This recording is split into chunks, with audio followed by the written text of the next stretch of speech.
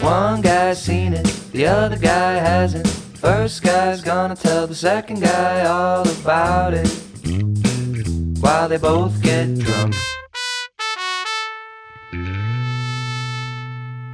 All right, welcome to another episode of One Guy's Seen It, the only podcast where one guy has seen the movie, the other guy has not seen the movie, and the first guy is going to try to convince the second guy to see the movie, and if he succeeds, they'll take a break, watch the movie, come back, nerd out about the movie, and decide how many beers you need to enjoy the movie, all while getting more and more inebriated, because that is what they choose to do with their sentience. And without any further ado, or rigmarole, or hoopla, or ballyhoo, let's get into it. Sumner, how you doing, buddy? I'm doing good. I can't believe you wanted me to do that. There's no way I'd remember come all on. that. I put my heart and soul into that intro, and all I want is to hear you say it. I mean, look, we can change the synonyms for ado. Like rigmarole, hoopla, and ballyhoo felt good. They felt like they had a good rhythm to them. But I mean, shit. There's on dictionary.com. There's like 100 synonyms for ado. Yeah, I think I just would have got lost. I would have just been like, one guy's seen it, and we get drunk, and yeah. Hey, and that would have been an equally amazing intro. You know it would have been. Well, yeah, I guess we are flipping the script today. I'm gonna be the guy who has not seen it, potentially, and I'm excited to see what you have seen. And yes, you want to show me. Yes, today is a very special episode. This is our first episode where I have the advantage. I have not seen the movie, and I'm very excited. I'm very excited. Okay, but first, what are we drinking? You mean the other way around? Say what? You mean the other way around? You said you haven't seen it. Oh, damn it. Yeah, fuck me. See, I'm already so out of my element, but I'm excited to be out of my element. Yeah, so I am the guy who has seen it today. Very exciting times. Yeah, I can't wait. Okay. So I guess I'm gonna tell you a little bit about it and see if you can guess what it is. So okay, this movie is a science fiction horror film from 2009. God damn it! Hey. Focus, all right? This is stressful for me. I'm not used to having to know stuff about the movie. So, it was directed by Vincenzo Natali, and it stars Adrian Brody, Sarah Polley, and Delphine Cheniac. I think she's French. And it is, I believe, co-produced by Guillermo del Toro, one of my personal faves. Okay. No guesses so far? I mean, I think I know who it is. God damn it. See, every episode we've done so far, I had no fucking clue. And you already think you know. You know what? That's okay, though, because you are the guy who's usually seen it, so that's how it should be. Well, just the lead actor. It sounds like Splice. God damn it. Yeah, it's Splice. Alien. It's Splice. Oh, wait, so what do you think it's about? Because I heard the word alien. Yeah, I remember when the trailers for this movie came out because I remember the alien monster is the lady with a really long tail, but that's all I know. Okay, see, you're so far off. See, you just don't even know how far off you are.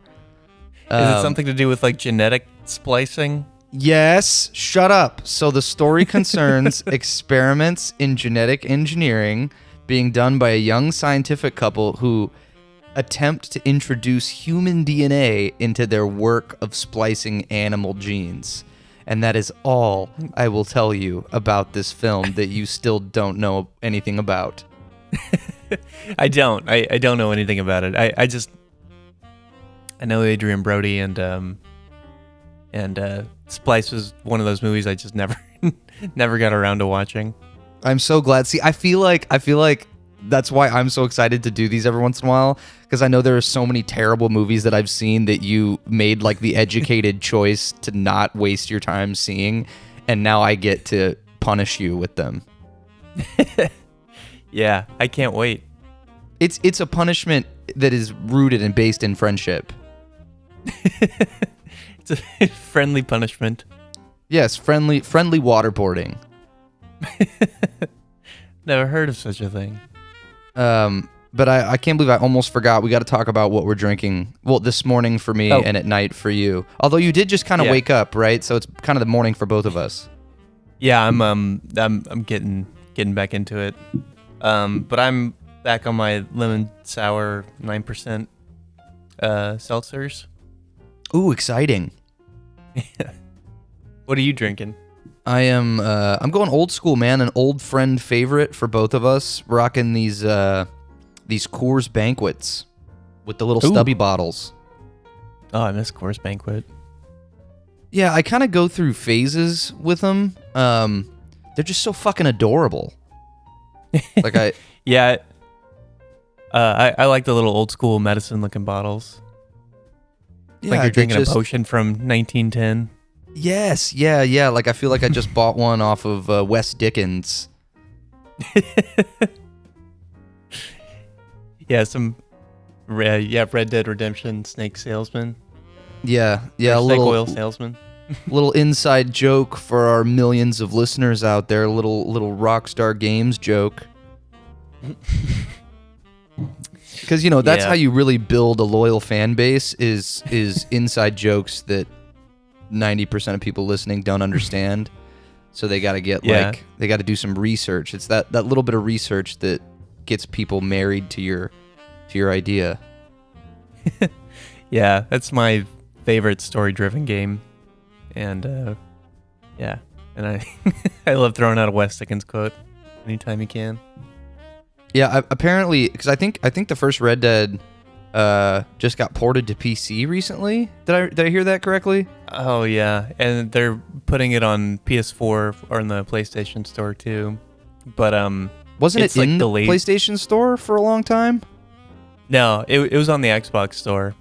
Okay. But it's just a port with a little like detail touches. I was gonna buy it, and then I saw what it looked like, and I was like, oh.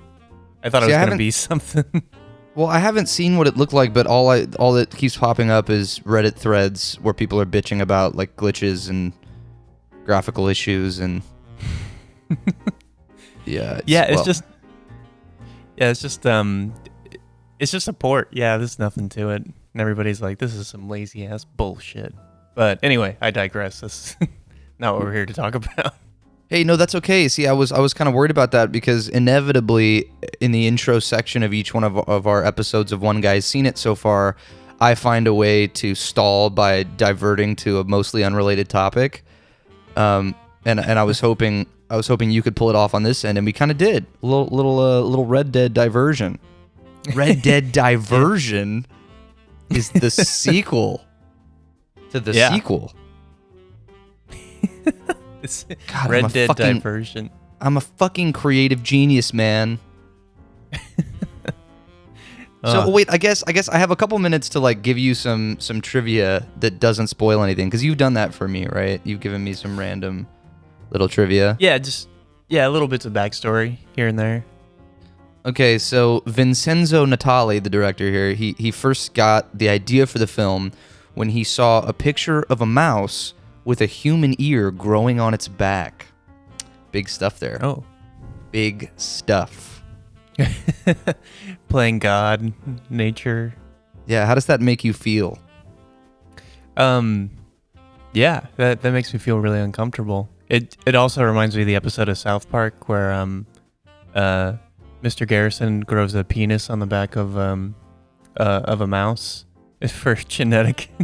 Dude, what the fuck? I have not seen that episode. He tries to become a transgender woman, and he grows but he wants to become a man again, and he grows a penis on the back of a mouse, but the mouse runs away, and he has to run over town trying to find it. Dear God. Man, That- see, that kinda reminded me. see, I'm at that point with South Park now where I've missed the last couple seasons, and it's so hard to get back into because it's all so punctual. You know what I mean? Like it's so current events that it's hard for Yeah. me to to go back. I just need to do it. Yeah. Yeah, I feel like all of the current events news that I knew from or mid 2000s was from South Park. Yeah, man. Yeah. Okay, wait. Okay, so let me do a couple more pieces of trivia here. Let's see what we got. So, I thought this was kind of interesting. So the director wanted to make the movie after the success of his first film, Cube, in 1997, but I've heard of Cube. You've heard of Cube? Yeah, it is like a very small budget movie. I've heard it mentioned a couple. Sorry, I'm walking all over what you're. No, that's telling okay. me. That's okay. Yeah, I had never heard of Cube. Maybe that's the next one guy's seen it. Both guys haven't seen it. Hey, yeah, maybe we have a special episode once every couple of months where neither guy has seen it, so we just sit here in silence. And you're like, that was a good movie. I'm like, yep, that was a good movie. Yeah, so he wanted to make the film after the success of his first film, Cube, but the technology had not reached the point yet where he could give it the treatment that he felt that it deserved. So he shelved the project for a decade, after which he felt that the time had finally come. Wow, that's cool. Yeah, it just sat on a shelf for 10 years. I'm sure that happens with a lot of movies. Yeah, I think so. I think James Cameron ended up waiting at like 15 years until CGI was ready to, match up his vision for Avatar, the first one. Yeah, I remember hearing that. But I mean, he was doing Terminator 2 in the early 90s, so I feel like he was capable of anything. Man, I really need to go back and rewatch all the Terminators because I just watched that Schwarzenegger documentary on Netflix. Have you perused it? I saw the trailer for it, and he's just like, it's just great. My whole life is great. Dude, honestly, so yeah, it's a whole lot of that, but goddamn, it was so fascinating. Just because I've never given a flying fuck about bodybuilding. I'm not ashamed to say, but yeah, it was a really interesting world there in the 80s and 90s, and it's like I know that a lot of people know Arnold as a bodybuilder first. I don't know that our generation and younger really understand how much. I mean, he made the sport what it is. Like it would not be this international thing. I mean, I don't know that it's as popular now as it was 10, 20 years ago, but even so, it would have never become what it did without him. Like he made it. And man, that I didn't realize that whole era of like him versus Stallone in the 90s. Like just pumping out box office banger action movies one after the other. Like this is some crazy shit, man. And I think I got to give the edge to Schwarzenegger on that one. Because he had the Terminator movies, which are great. And then he had Total Recall, which is fucking bananas. And then, in True Lies, and I can't think of many Stallone movies. He did Judge Dredd, I think, and a couple other ones. Rambo, he's got the Rambo series. Yeah, because I think what was Schwarzenegger's answer to Rambo? It was like Commando or something like that. Yeah, but he also did Predator too. And see, Predator was a banger. See, that's the thing. Predator and True Lies are two of my favorite movies of all time, and it might have just been because I was a '90s baby. But I don't know, man. I don't know how you beat True Lies. Yeah, and that's the funny thing about Stallone too. It's like it's hard for me to imagine someone more one note acting wise than Arnold Schwarzenegger, but I think that would have to go to Stallone. Yeah, I think he wins it. Yeah, but with the Arnold thing, like he did you ever see that movie Pumping Iron? which is just a documentary about him. I'd never seen it. I mean, I've heard people reference it a billion times, but they showed a lot of the process of the making of that movie, and so that was interesting to me. Yeah, it's it pumps you up. It's an interesting movie. It gets it's really the juices going. Yeah, it goes through the process of bodybuilding, but it's really about his like psyche at the time and like why it's so influential. Right. So like you've already seen that. So you've already got an understanding of his psyche. See, I'd never to me Arnold was just what he was in those 90s movies I grew up with. You know, he was Jingle all the way. So it was crazy to see. Yeah, the worst. I can't believe that movie is still on Showtime 2 every year. There's a line from him in Pumping Iron where he's talking about going to the gym, and he's like, I just pump and pump and pump. It's like I'm coming all day. Oh yeah. I just keep coming. They talked about that scene a lot. That as ridiculous as it was, like it made the movie famous, and it's. Yeah. I also didn't realize like the impact that the Terminator movies had. Like I didn't realize it. Still to this day, "I'll be back" is considered the most quoted movie line of all time. I always think it's funny when people say that too, because I'm like, it's a common thing to say. You know? No, it is. But like I think, but saying it in the style of him in Terminator. Yeah, you know and I mean? maybe that's why it's so famous too, because you can apply it to almost anything. Right, it's something that people say all the time. Yeah. Fucking James Cameron just hacking our brains. He hacked our brains, man. Well, speaking of brain hacking and genetic splicing, I think it's time for us to watch this movie, because the last piece of trivia I had is not really... well, fuck it. I'm throwing it in there. This is the highest grossing English language Canadian film of 2010. Nice. Okay. Isn't that fascinating? Yeah. I don't know what was going on in Canada at the time, but... Clearly not a whole lot. And with that, let's watch this banger of a sci-fi horror cult classic. Hell yeah, I'm stoked. All right, we'll be back. I'll be back. We'll be back. Sorry, I couldn't help it. It was I set myself fucking up. Bastard.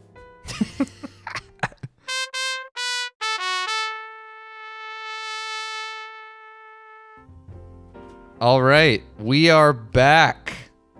Ew. Ew. That was fucking gross. I'm so I gotta say, I don't think I'd seen this movie. I saw it in theaters when it came out. I think with my dad or something back in 2010. So I was a sophomore in high school. That was the last time I saw it. And what you are ewing about is pretty much the only thing I actually remember from the movie. Yeah, I can see why you wanted to revisit, because it was like, I mean, like that sticks in your brain for sure. Like, oh yeah, I'm not gonna be able to forget that. It had an impact for sure. Yeah, I was really with the movie up until that moment, and then I was disgusted. Completely. Wait, really? Yeah, I liked it, and I still like it. It was just like that took a lot out of me. But yeah, I enjoyed it a lot. There was a bunch of cool. See, the thing is, like, I don't really remember lots of scenes other than that scene in the very end when the, alien goes, or not alien, mutant goes insane and starts kind of raping everybody, which I didn't expect.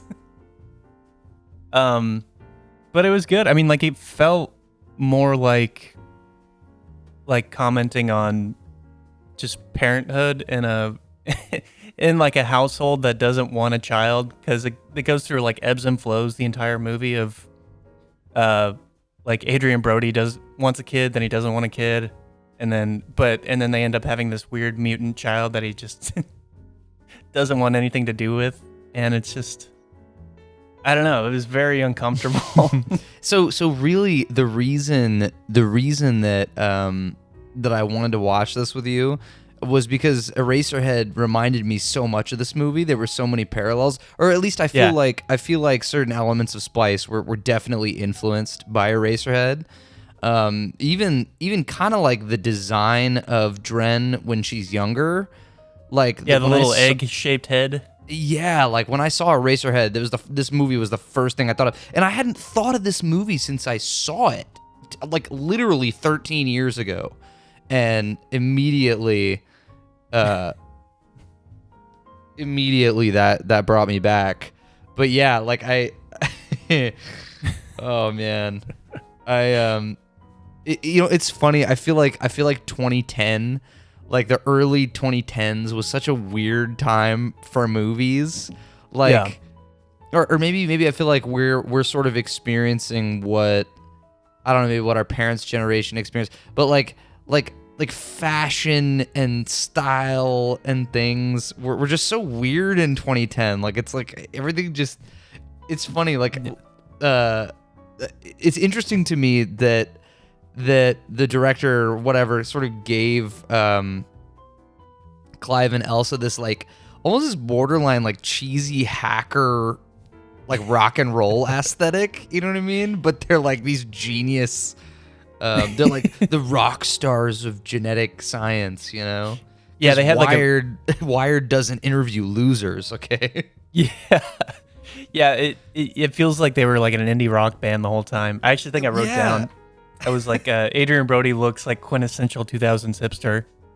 Like all the like, he's wearing like the sports coats with like a t-shirt underneath it and shit, and his hair is all like, I'm trying to think, like the Fray or something like that. Like it's just 2010. It's so 2010. It's just written all over it. Yeah, and they didn't really, it's oh god, there's so much to talk about, but it's so. Let's do it, man. I love being on the other end of this. So I was like, so the opening I thought was funny. This is just, so the, like the opening credits happen, and they show all the, the actors' names and everything, and it's like imprinted on like bits of skin and membrane or whatever. Oh yeah, it was very Jeepers Creepers. And all I could think of was Shrek. The opening to Shrek when he's like, there's like oozing stuff and it's spelling out like Cameron Diaz or something like that. Yes, that's fucking awesome. I noticed that too. Well, see, what's funny is like I noticed that when I saw it the first time because Shrek, had only been out for a couple of years. Yeah, and I was just like that was something I wish the movie did more of, where it's obviously like really campy and like over the top, and I wish there was more of a humorous element to it. Agreed. Because there are moments that are so like Evil Dead almost, but it's kind of just sad, really. It's just depressing, and they're just like fucking up this this young mutant girl that really doesn't know what's going on, and then there's no relief. And then she shifts genders at the end and becomes a complete psychopath. Because I think the movie's just telling us that men are constantly at fault, because he starts having sex with her when she starts coming on to him, and I was like, no, he's not gonna do that, and then he did it, and I was like, what the fuck? Why was that? And then the metamorphosis happens, and she dies, which is something they set up early in the movie, like dies, and then the next metamorphosis stage happens, right? Which I thought was interesting.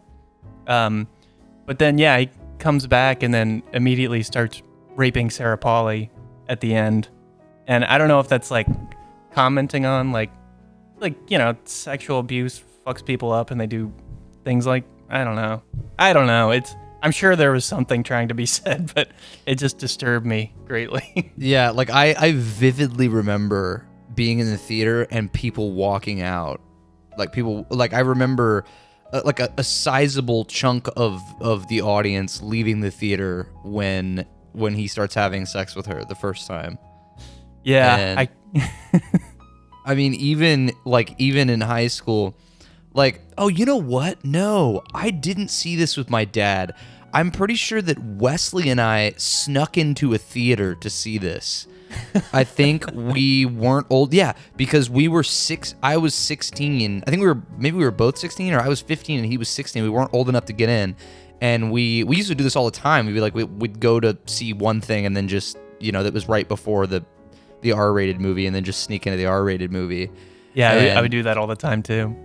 Yeah, like I remember people walking out and it was, man, even as a high school kid who's like, oh yeah, whatever, like it affected me deeply. Like, yeah, because I didn't see that coming, and that was the thing too. Like, the thing I will give the movie props for is that there was a moment in the middle. I'm like, I have no idea where this is going. Like, I don't know what's going to happen. No, and I really didn't remember how it ended. Like, I don't know if Wes and I were so like traumatized by what was going on that we just blacked out after the first sex scene. But like, I actually remembered everything up until that first sex scene. I had no idea how it ended. I didn't remember the metamorphosis into the male. Like, I didn't remember any of that. So that was from the initial sex scene to the end of the movie was all new for me. Yeah, and it just kind of, it's weird because it just kind of happens. Like, the guy and his brother come and they're like, give us the sample, and then it just starts attacking them. And then it's pretty much just an action scene until the very end. And I don't know, because it was like they were like touching on a lot of things like throughout the movie, like about like surrogate parenthood and like children growing up in like a borderline abusive households, because he like tries to drown her a couple times, or the first time. No, he was testing her amphibious lungs that he totally knew were there. Yeah, which I thought was funny. She's like, you knew that was gonna happen, right? He's like, oh yeah, totally knew that was gonna happen. Totally knew that was gonna happen. I wasn't just trying to murder her violently. God, yeah, I'm not gonna lie, it kind of upset me how absolutely wishy-washy. Like you mentioned earlier that they kind of go through these like phases of wanting a kid and then not wanting a kid, but it happens so quickly and it's so stark that like, I kind of lost a little bit of immersion. Like how absolutely rational Clive is, Adrian Brody's character is, all up until she sort of hits this like prepubescent age, which I'm sure happened in a couple of days, right? And it's like, and then all of a sudden he's like all, the loving father and saving her from her abusive mom. It was so quick. And then with Elsa, like she goes from literally like a scene before Dren ages significantly. She's like, oh, I don't want kids. Like, I don't want a third party determining where we live. And then they flip-flop so quickly. Yeah, like I was, and like, so drastically. And I wasn't sure if that was just like a writing thing. They were like, we got to keep people on their toes, or otherwise they're gonna like figure out like what we got next. Yeah. I think it was probably a little bit of that, but yeah, just for the sake of moving the plot forward. But it was frustrating to see in real time, because she goes from like indifferent scientist to doting mother to as soon as Dren like kills the cat, she's like, she flips and becomes like Dexter and like starts cutting her open and stuff. I was like, what the fuck? It was just bananas. I feel like, so I wrote this down because it was kind of what I felt like was maybe the overall theme, and a little bit from reading what, I talked about the sort of when the director got the idea for the movie, it was seeing this image of like a human ear on a mouse or whatever.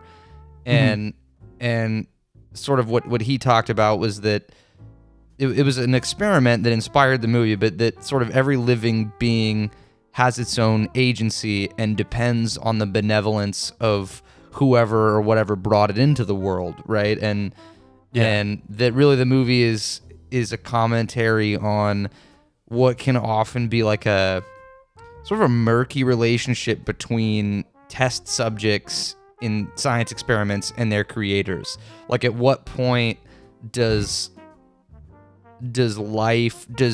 having some hand in creating some kind of life, do you have these, like, genetic human instincts that kick in that make you want to preserve this life? And if outside of that, I'm not sure what other themes you could really pull away from this movie. Because it becomes like a surrogate, like, parenthood, and one is like half in and at all times, and the other is like wants nothing to do with it. And so they like flip roles constantly. But I wanted to say that with Sarah Polley, what's her character's name? Elsa and Clive. And actually, that was a little bit of trivia too, if I remember correctly. Hold on, let me see if I can find this. Yeah, so the main scientist characters, Clive and Elsa, are named as an homage to the Bride of Frankenstein. I wrote down Frankenstein vibes from the first scene. Yeah, that's awesome you picked up on that, because I think there were a lot of like Easter eggs that kind of harked back to Bride of Frankenstein. But yeah, in Bride of Frankenstein, Colin Clive played Dr. Henry Frankenstein, and Elsa Lanchester played Mary Wollstonecraft Shelley, the bride. Oh, yeah. So, little Easter egg there. The actors that played those OGs back in 1935. Yeah, that's really cool. And I also thought it was funny that the little tongue monsters, they're called Fred and Ginger. Which is Fred Astaire and Ginger Rogers. Yes, very nice. So it was, they were like musicals in the 30s also. Or they were the stars of those movies. Yeah. I mean, it's hard returning to it. It's crazy how differently you can receive a movie at different periods of your life. I'm glad that I hadn't seen it again since then, because I remember walking out and being like, "Oh, this movie, holy crap! Like, this is gonna change the world." Like, this movie was, and like going back to it, it's like, oh my god. Like, I know that a lot of elements of it were sort of intentionally gross and campy. Like I remember the whole like, it was hilarious to me that with all this incredible tech that they have in the lab, like at the beginning of the movie, when the fetus kind of breaks out, that they've all this insane like fancy tech in the lab, and he contains the Dren fetus with like a broken Tupperware and like a brick that he puts on top of it. Yeah, I thought that he didn't have like a metal encasing or anything. It was just, and yeah, you can see her like tail poking out through the little hole too. Yeah, no, it was so rock and roll. There were a couple of lines that I really loved, like at the beginning, their like manager guy, like I think it's the first scene with him. He's like, his line is, "If God didn't want us to explore His domain, then why did He give us the map?" It just really sets the tone, Yeah, it does. And there's a bunch of little setup things like that too. It's like so like I think in the scene before where there's a scene where Adrian Brody like comes home and like Elsa's like passed out, and he starts dancing with Dren in the thing, which is already very uncomfortable.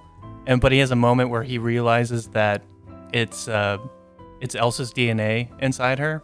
Yeah. And he gets all freaked out, and it's like subtly, I think they're trying to like lessen the blow of this, like him having sex with her later. But to me, it just made it worse. Because it was like even weirder. Yeah, because it was like her child. It was like a little bit of her, and it just made it so incestuous and terrible. God, yeah, in every way. I agree with you. It somehow made it. It's like it made it. Well, and that's right. That's what the movie's all about. It's like how do all of these natural instincts and things that we inherently feel and understand change when we start, playing God and fucking with DNA. And it's like, because it's like you said, you go through this like little mental process where you're like, okay, well, it's not as weird because he's biologically attracted to Elsa, so it checks out that he'd be biologically attracted to her. But then, oh my God, wait, then isn't that just saying that, a man who has a child with a woman would be sexually attracted to his daughter because she's the same DNA. Like, you're like, oh shit, it doesn't make it okay. Like, it does not make it in any way okay. Yeah, it irked me out a little bit more. But I also thought it was like, if they were gonna like have him like break like that and do something that fucked up, I feel like there should have at least been something about him, like them not having a sex life anymore because they're like too worked up, and like just so it's like when he breaks, like there's something there where maybe, but they have sex earlier in the movie and like she kind of sees it in the corner. Yeah, and I don't know, that wouldn't make it any better, but that would just at least explain it a little bit more. Maybe that doesn't need it. Maybe it's just too fucked up to explain away. Yeah. It's funny because there are parts of the movie that it's just like they really just don't want you to question anything for the sake of moving the plot along, like, which I love so much because it just adds to like the camp and the cheese. But like, in the first scene where the scene I was talking about earlier where the fetus kind of escapes out and Adrian Brody covers it with the Tupperware or whatever.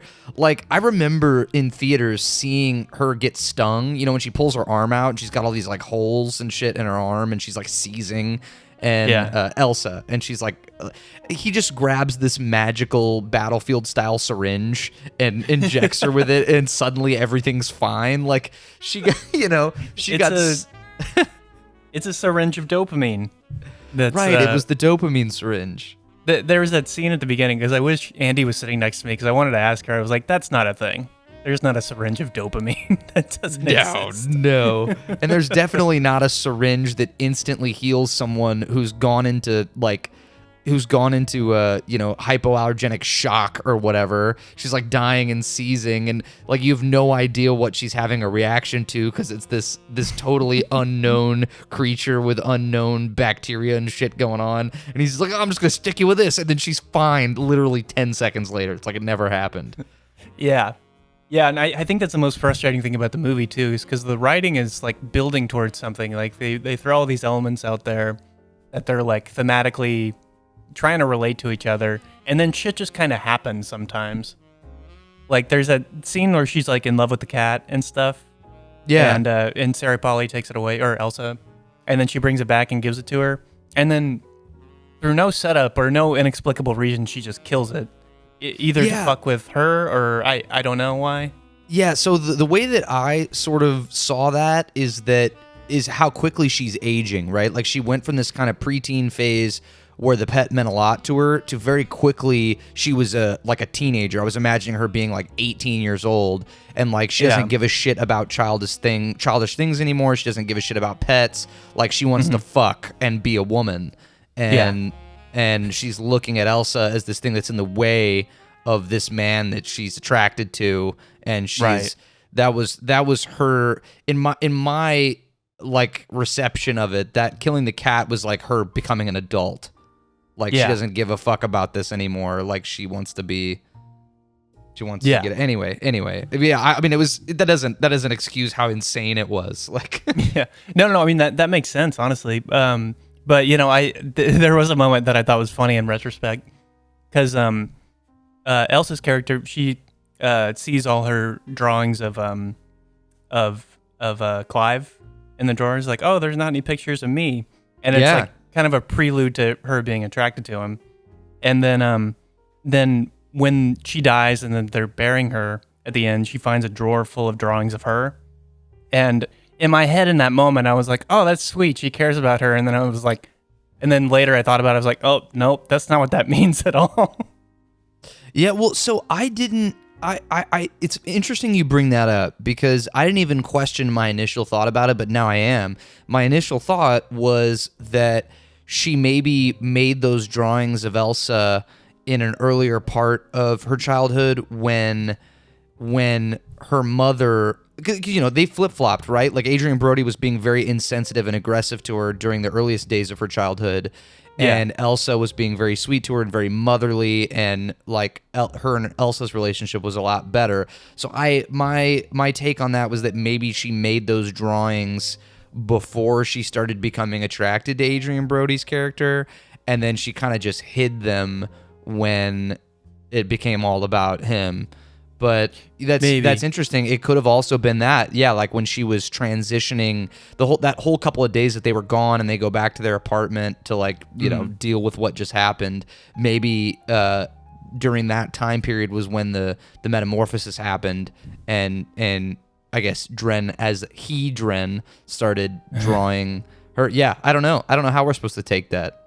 Yeah, and I think it's it's definitely open for interpretation, and it's like, yeah, and it's just, that's the thing too. Yeah, it's like there's a ton of lore and things to delve into, but everything happens so quickly that it just I can't imagine watching this in a movie theater with other people. That would be so uncomfortable.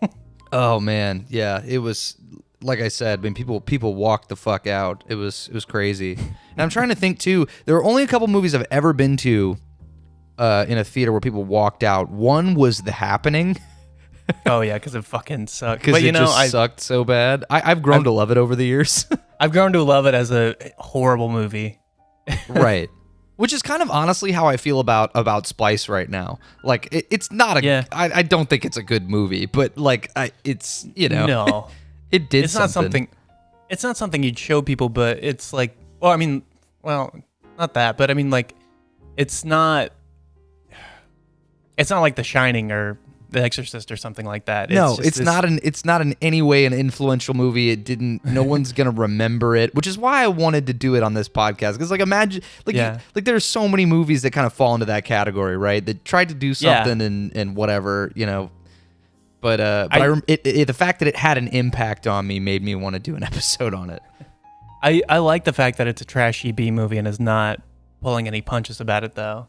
Like, I appreciated that, because I think there's so many horror movies that get pushed out that are just so boilerplate and boring and like get passed off as really deep psychological dramas, and which is fine. I'm just burnt out on seeing movies like that. Yeah. So to see something that's just unapologetically what it is, I appreciate it a lot. And I just wish there's more humorous elements to kind of highlight the fact that this is insane. But agreed. But even without them, I still enjoyed myself, even though I kind of hate myself right now. Right? Yeah. Well, and this was just revenge for you making me watch Eraserhead. That's fair. It felt like the perfect companion movie. Yeah, it really is. They're very similar. They both deal with, I think, like surrogate parenthood and dealing with that, and then having to kill your child. Yeah, it's pretty much, it's a good double feature. Right? It's our first One Guy's Seen It double feature. Yeah, I didn't even think about it, but the themes in it are pretty similar. Honestly, man, that's the only reason I wanted to do this. Like, I started thinking about it too. I was like, man, do I really want to waste my first One Guy's Seen It, where I'm the guy who's seen it, on this fucking obscure B horror movie from 2010? And I just couldn't, like, there was just no reason not to after Eraserhead. Like, it had to happen. Yeah, just kind of open the floodgates. It's like, we're going for it. Yeah, we're going for it. I gotta move on to my favorite quote in the movie. Oh yeah. So there's this whole like scene in the first third of the movie when they're trying to create Dren, and it's this, they're getting this hilarious like error message that it's not working. It's not working, failed. Error 404, page not found. Yeah, right. And then they get this one scene where it's like he's literally like in the same moment he's like, it's not working, and then the screen comes up successful, and he's like, wow. Yeah. But like but shortly before that, when they keep failing, he looks over at his radio, Clive, Adrian Brody's character, and he's like, this retarded fascist Uber music is the problem. Yeah, it's like, I was like, that's such a 2000s statement. I can't believe that is exactly what I thought. I was like, that is a line that you will only find in a movie from 2010. This retarded fascist Uber music is the problem. And then he starts playing jazz for 10 seconds. He's like, oh, it worked. That's all we needed. That's all we needed was the jazz. But that was like her moment of being like, you know what, jazz? You know what? I should be the DNA sample.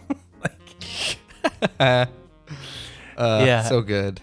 Yeah, I love shitty sci-fi movies because it's so fun to think about, because the logic in real life it doesn't matter. The logic in the movie is what's important. Right. And like breaking down what makes sense in terms of the movie is really fun to think about.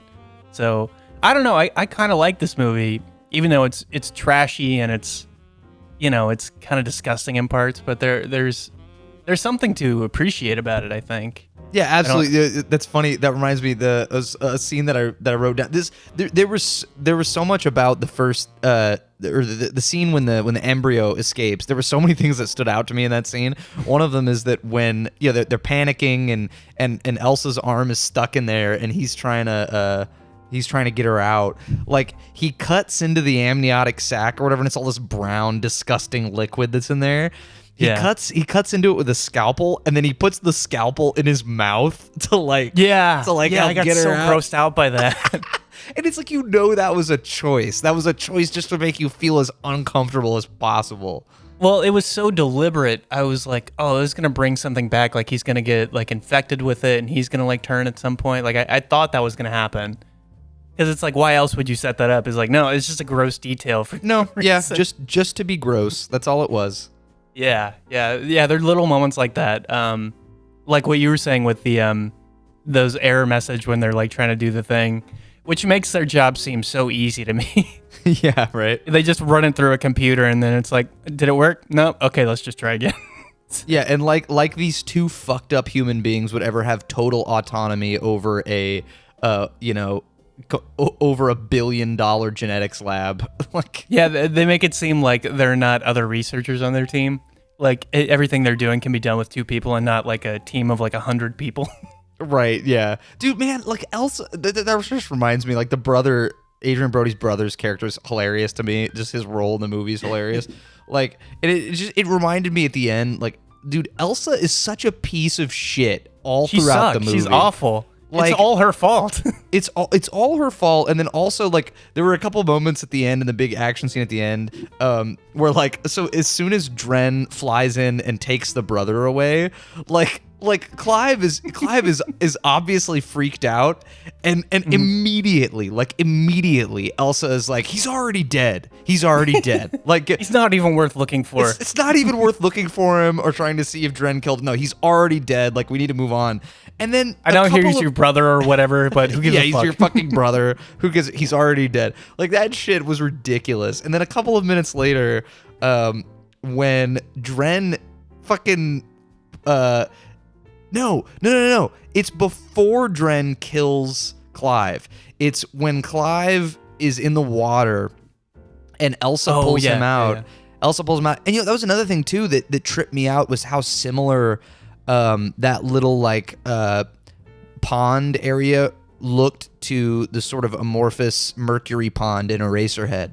Like, it almost felt like an ode to it to me. But anyway, I digress. So when she pulls Adrian Brody's character out of the water, and then Dren comes out and starts attacking, she just runs off. Like, she's just like, bye. Like, she thinks she thinks her fucking I don't know if they're married. I think they're just a couple or whatever. But like, it she seems just like they're leaves like him. Yeah, she just abandons him, which is something she does. Like, she doesn't abandon him, but she just does things without consulting him. Like, the whole reason the embryo he's like, hey, don't do that. And then she just does it anyway. Yeah. And like creates this thing. And he's like, we're going to get in trouble. Like, I don't know what you're doing. And then she kind of just like manipulates him a bit. Is like, come on, don't be a pussy. And then he's like, okay, fine, I'll do it. Yeah. Their relationship is so fucked. But anyway, my whole point is Elsa's a complete piece of shit in this movie. Yeah. It's all her fault. Like, everything that happens in the movie is her fault. And we're not being misogynistic pricks. That's just except for the truth. Except for the Adrian Brody sex scene, that is his fault, 100%. Yeah, right. But hey, it never would have happened. It never would have happened if Elsa hadn't taken it there. Yep. Yeah, it's all her fault. But Sarah Pauli's really good at playing just a total bitch. Yeah, and there are moments in this movie. Yeah. But I mean, she does a good job though. I mean, like, I think she like that hipster, like, wired computer nerd like feel. Like I think she got that down pretty well. Adrian Brody did too. I agree. I agree. For being an Oscar winner at the time, like to do this cheesy B horror movie, I give him props because this is not like a flattering role. Yeah, and selfishly, like I was saying earlier, like I fucking love Guillermo del Toro. I don't know how much of a hand he had in the gross weirdness of this movie, but like even some of his movies that I've seen that were objectively bad. Like did you ever see Mama? No, I never did. Jessica Chastain though, right? Yeah, like Mama was a terrible movie. It was terrible, and I still loved it. Because I think there's certain visionaries in any genre where it's like, and even, say what you will, but I will watch every M. Night Shyamalan movie. Like, I don't give a fuck how bad it is because, like, I like the way his mind works. I want to see what he's willing to try because there aren't a whole lot of directors that get that kind of freedom or that leeway. And, Guillermo del Toro, like I said, I don't know how involved he was in this, but I've loved everything he's ever had a hand in, even if it was a fucking terrible movie. I think he. Oh, I'm sorry. No. That was it. I was gonna say too for 2010, and I know they use like a lot of practical effects too, but the CGI work that they did was really incredible, especially for 2010. I was really impressed. Yeah, it looked really good. I remember reading something in the trivia that Delphine Chaniac or whatever that played sort of the pubescent, the adult version of Dren. Oh yeah. That she was wearing she did do a good job. She was wearing high heels in a lot of the scenes to kind of make her walk more that way for the CGI. Yeah, because she's got like bird legs, which I thought was an interesting touch. Yeah, like she's got like 4 fingers on her hand, and then like little like bird talons with like 3 like little claws on it, which is really strange. Yeah. It's kind of a bummer. Like the budget for the movie was $30 million, and despite being, believe it or not, mostly well received by critics, its run in the U.S. the film only made about $17 million. It went on to earn 27 worldwide, so $3 million short of breaking even. Pretty brutal. Yeah, that's kind of a bummer. I kind of wish it did better. Just because I would have liked to see what the guy, Vincenzo, what was his name? Vincenzo Natali. Yeah, I would want to see what he would do in the future, because I don't know if he wrote this or if he was just doing someone else's script or what it was, but he was good. I mean, like I didn't have any problems with the direction. Like I thought the scenes were well shot, and I thought the acting was like pretty good. I mean, like I think he didn't make it too over the top or too cartoony. Like it stayed pretty grounded acting wise. It's just the situations were so insane. Yeah, apparently his hair turned gray throughout the filming because it was such a grueling shoot. Yeah, which I found interesting. Yeah, I'm sure low budget filmmaking is not fun, because I'm sure a large portion of that budget went to Adrian Brody, because he was a big star at the time. Yeah, I mean, something I read was that despite it being kind of a big budget for Canadian standards and having 2, internationally recognized stars and being kind of a mainstream horror movie, the distributor, Entertainment One, I think is the name of the distributor, initially decided to release it just directly to DVD, but before they could do that, it played at a film festival in the U.S. where Warner Brothers saw it and bought the American rights to it and then prepared the theatrical release. So I don't know if maybe that whole sort of process probably hurt how well it did. I doubt the marketing was properly They're like, what do we do executed. about an alien rape movie? Like, what are you going to do with this? Yeah. It's not for mainstream audiences. I feel like this would have done better at a film festival circuit, like you were saying. Like, yeah, it's because it's not high art. I'm not saying that, but I think people would try to appreciate it more for what it is than a mainstream audience would. Right. Okay, so I guess we're getting toward the end here. Let's close this up. How many beers do you think you need to enjoy this movie some? At least 4. At least 4. Maybe 5 when that scene happens. I'm gonna say 4 or 5 too. I think an average score 4 beers might just let you forget what you've seen. 4 beers and a shot. A shot beer- when the scene happens that you know it's happening. Take that shot and you'll forget all about it. Yeah, I mean, how do you feel about the end? Her being impregnated by Dren. I mean, full circle. I did think it was funny because she has this moment with the business. I'm just gonna call her business lady. I don't even know who the fuck she is, but she's like, third quarter profits are up or whatever the fuck she says. Yeah. And Their boss. And then she like she has this moment where she's like looking out the window. She's like, you don't have to go through with this. And she's like, what's the worst that could happen? I'm like, the entire movie. What just happened? What are you talking about? Hey, that's the poetry. That's the poetry in motion. Yeah, I know that's what they're trying to get at, but I just thought it was funny that she was like, well, nothing bad can happen. I was like, dude, you just went through what you're about to give birth to. Don't do it. Yeah, you just went through an impossibly horrible, harrowing experience, and she's just rolling on. I've never Lost advocated the love of your life. I've never advocated for abortion before, but come on. Hey, man, this might have been it. But I did think it was funny that the business lady, she's been like really distant, and she's not really like a figure in their lives. She's just someone that tells them what to do. They're like looking out the window at the end of the movie, and she just starts cradling her, like giving her a hug from behind, which I don't know, like I think it's like meant to be a sweet gesture, but I was kind of like, what does that mean? Like, I don't know what that's trying to be said, because they're like business partners. They're not like connected in any way. It's like, she didn't give a shit about what they were doing until they, saved the company. Maybe she knows the whole story, so she's like comforting her. I think that could be it. Yeah, I think by that point she knows the whole. Because shit, I mean, their direct boss was just murdered by the experiment. Like, like think about how. Yeah, like at this point, there's all this horrible shit that you've got 2 company employees that have been murdered as a result of this experiment, but the experiment is saving the company. So she knows everything, but she also now cares way more about Elsa's mental health and well-being, because if Elsa ever comes out about the story or uses it to destroy the company or whatever, she has reason to be very nice she's to her a loose now. cannon. Yeah, she's a loose cannon. Exactly. Yeah, that makes more sense. Yeah, you're right. Because, you got to be nice to her, and she can, ruin everything. Yeah. Yeah, but I mean, that being said, I think it is a good time. Like if you're drunk and you're in the right state of mind to absorb something like that.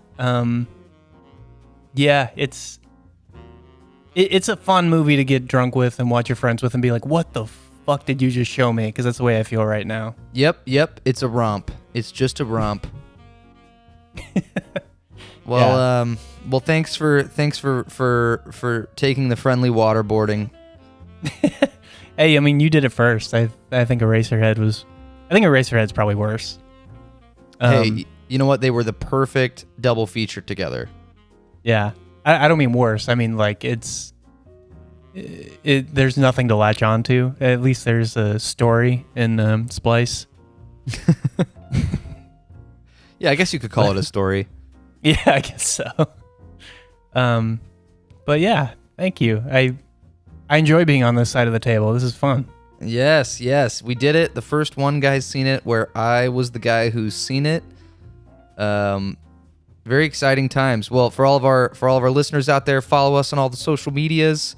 You've been listening to One Guy's Seen It. My name is Jeff. My name is Sumner. And remember, every movie's better with at least one beer. Every movie's better with at least one beer.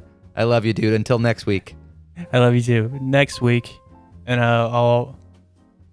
I've got something cooking. Oh yeah, you'll fuck my life up further. I'm ready. I feel like that's my same outro every week. I'm like, I got something cooking. And there's something in the oven, boyo. And in the back of my mind, I'm like, I have no idea what the fuck I'm gonna do. Hey, I'm just glad that we kind of started with just these random ass fucking movies. Me too. Yeah, I got there's more no precedent. One. There's no precedent. Don't feel like there's anything you got to live up to. We're rolling through it. No, I don't. I've got one next week that's a little more. It's more of a bad movie, but it's. I won't say anymore, but it's something that's up this alley for sure. It's insane. All right, my body's ready. All right, We'll see you guys next week. All right, peace. Peace. One guy's seen it, the other guy hasn't. First guy's gonna tell the second guy all about it while they both get drunk.